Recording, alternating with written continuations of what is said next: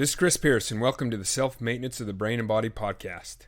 This is episode 18, and I'm going to share with you a must-read self-care book. Sprinkled throughout this podcast series, I'll give you suggestions of books that I recommend you read that can empower you to improve your self-care. For those who have read my book, Self-Health Andragogy, or listened to it on Audible, you notice that at the end of each part or section of the book, I provide you a list of other self-health resources in the form of books, podcasts, mobile apps, and videos.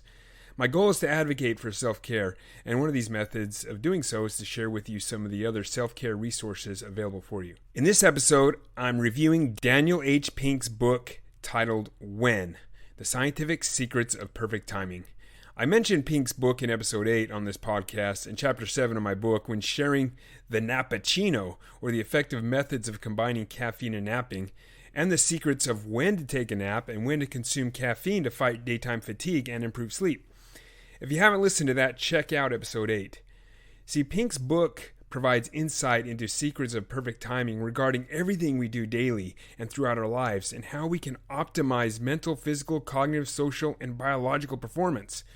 All of the tips supporting his deductions of when are supported by evidence-based research in the field of psychology, biology, sociology, neuroscience, and economics. Here are a few things you will learn in his book regarding perfect timing of when to do things, when to take mental breaks. When will you experience the most mental difficulties? When is your body better postured to perform physically? When is your brain better postured cognitively to make better decisions? When should you choose to quit your job and move to a new job? When should you exercise? When should you eat your meals, and what is the most important meal of the day? When should you start difficult tasks? When in life and during the day will you experience mental, physical, and cognitive slumps? These are just a few of the pearls you'll find in his book.